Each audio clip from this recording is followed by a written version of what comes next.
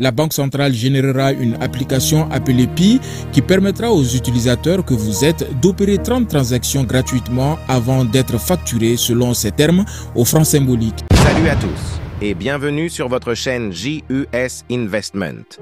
Aujourd'hui, une nouvelle fait grand bruit dans le monde des crypto-monnaies.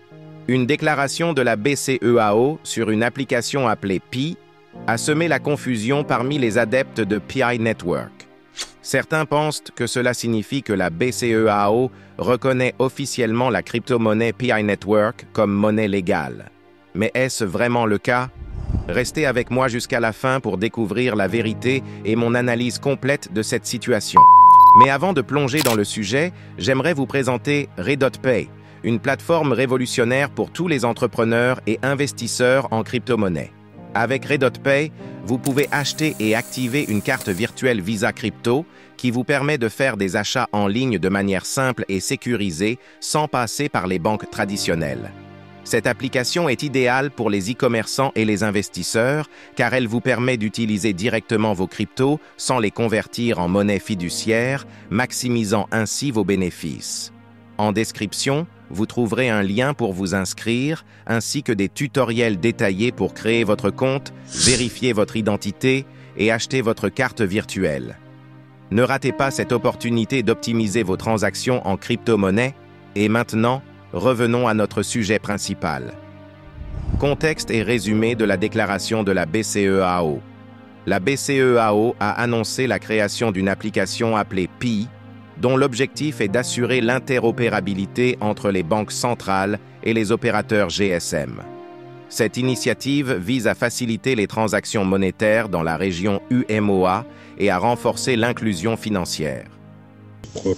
Dans l'actualité également, le Conseil national du patronat et la BCEAO qui s'entendent sur des modalités d'effectivité. C'est un environnement de production et dans ce cadre, chaque établissement va sélectionner un certain nombre de clients et les inviter à effectuer des virements, des transferts pour pouvoir tester cela et voir les anomalies éventuelles.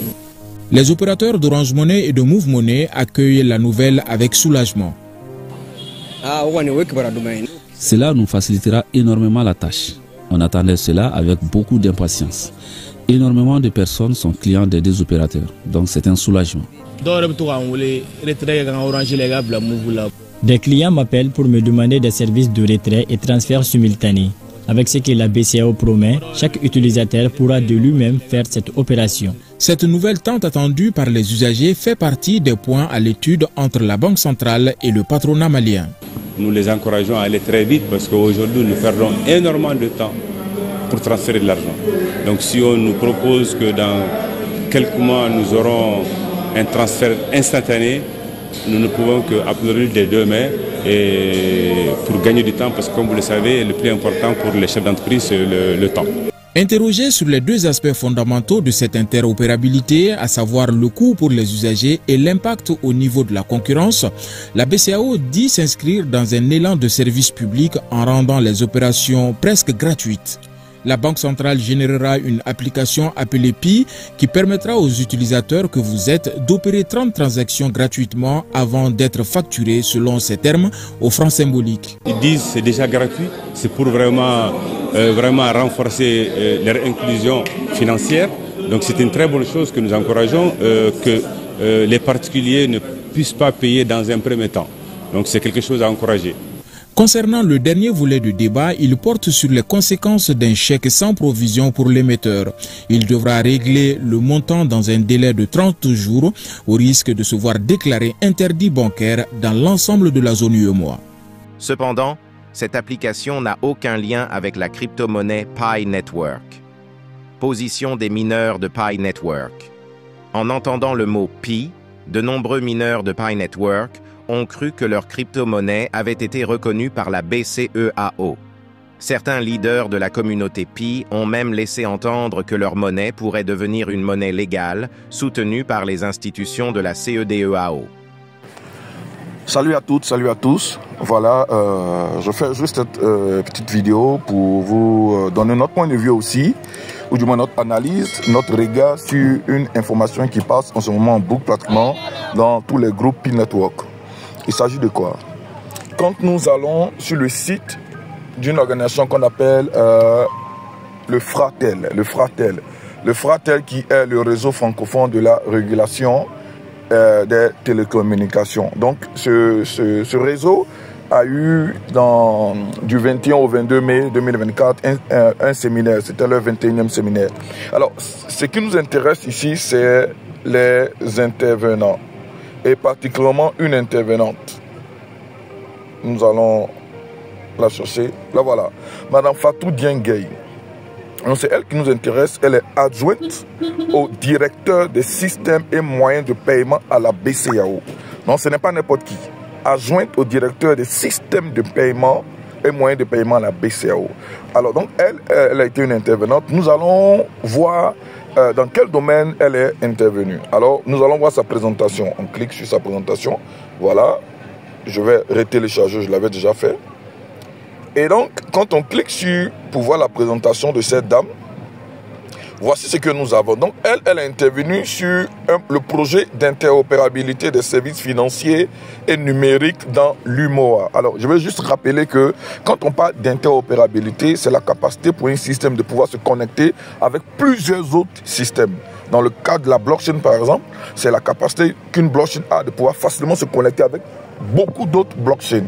Voilà, donc ici, il s'agit pour la BCEAO de pouvoir étendre sa messagerie ou bien ses informations avec beaucoup d'autres systèmes de paiement. Donc c'est sur ce point-là qu'elle est intervenue. Et donc ce qui nous intéresse, il y a beaucoup de choses qu'elle a dites. Mais regardez par exemple, quand on voit ce dont elle a parlé, déjà cela. On nous parle de code QR, tout cela, et on nous parle, vous voyez, le symbole de pi. Et ce qui est intéressant ici, avant ça, vous allez voir, on parle du système de paiement ISPI, qui est au centre donc vraiment de tout ce qui sera donc un moyen de paiement, voilà, etc. Et l'autre chose qui est intéressante, c'est ici. Regardez, on nous parle du format des messages. On nous parle du format des messages et c'est un format là, qui répond à la norme ISO 20022. Le format de message, ce n'est plus un format Swift. Parce que généralement, c'était un format Swift MT. Voilà. Mais maintenant, c'est un format ISO 20022. Et je rappelle que le format, la norme ISO 20022, effectivement, c'est une norme de sécurisation au niveau donc de la messagerie financière. Mais c'est une norme qui fait appel à la blockchain. Si on doit utiliser la norme ISO 20022, ça veut donc dire qu'on fait appel à la blockchain. Ça, c'est déjà un indice. Et le fait qu'on nous parle d'un système de XP, attendez, quand on parle d'un système de XP et qu'on nous montre aussi un code QR qui a le logo de XP, est-ce que c'est une coïncidence? Est-ce que c'est une coïncidence? Le débat ouvert, chacun peut dire ce qu'il en pense, mais moi personnellement je pense que ce n'est pas une coïncidence. Le symbole de pi, le système XP de paiement et surtout la nouvelle messagerie la nouvelle norme de messagerie qui sera plus le système Swift que nous connaissons, mais ce sera maintenant la norme ISO 20022 nous montre qu'effectivement nous sommes en face d'une révolution financière, parce que en termes d'interopérabilité, c'est le système ISO 20022 qui permet une véritable interopérabilité au niveau des messageries financières. Donc, nous croyons que la BCE, l'espace UMOA est en train de mettre en place une véritable révolution sur le plan financier. Frères et sœurs, voilà, le temps nous en dira plus, mais ce que nous pouvons dire déjà, je crois que minons les pis et vraiment considérons-nous véritablement bien heureuses les personnes qui ont cru au projet dès le départ et qui ont miné et qui continuent encore de miner. Continuons à miner, sécurisons nos comptes. L'avenir nous révélera si nous avons eu tort ou si nous avons eu raison. Mais nous croyons que nous avons raison. Dieu nous garde et à plus. Clarification et analyse critique. Les banques centrales, comme la BCEAO, fonctionnent sur des modèles centralisés. Elles n'adopteront pas une crypto-monnaie décentralisée comme Pi Network, car cela contredit leur contrôle sur le système monétaire. Le projet Pi Network reste controversé, sans preuve solide de son adoption ni de son utilité réelle comme monnaie d'échange. Cette confusion démontre un manque de compréhension des bases des crypto-monnaies et des systèmes financiers. Il est essentiel de distinguer clairement les initiatives centralisées comme l'application PI de la BCEAO et les crypto-monnaies décentralisées comme P-Network. La communauté crypto doit rester vigilante face à ce type d'interprétation hâtive et s'informer auprès de sources fiables avant de spéculer sur l'avenir des crypto-monnaies. En conclusion, il est clair que la BCEAO et son application PI n'ont aucun lien avec la crypto-monnaie PI Network. Cette confusion rappelle l'importance de bien comprendre les bases des systèmes financiers et des crypto-monnaies avant de tirer des conclusions. Et pour tous les investisseurs crypto parmi vous, pensez à adopter Redot-Pay pour faciliter vos transactions en ligne en utilisant directement vos cryptos sans conversion en monnaie fiduciaire. Avec Redot-Pay, vous avez le contrôle total sur vos finances, un avantage que les banques traditionnelles ne peuvent pas offrir. Retrouvez le lien d'inscription et les tutoriels en description. Si cette vidéo vous a aidé, pensez à liker, commenter et partager. Et surtout, abonnez-vous à JES Investment pour ne rien manquer des prochaines analyses. À très bientôt